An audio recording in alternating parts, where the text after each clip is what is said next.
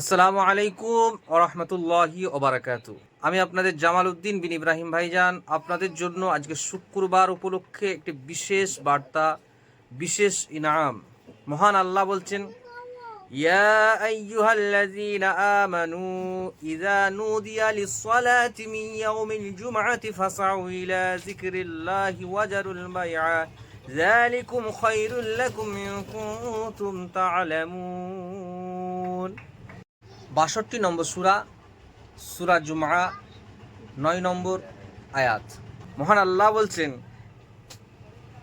শুক্রবারে যখন আজান হয়ে যাবে, জুম্মার সময় হয়ে যাবে, তোমরা বেচা কেনা কাজ কর্ম সব বন্ধ করে তোমরা মসজিদের দিকে চলো, জুম্মার জন্য প্রস্তুতি নাও।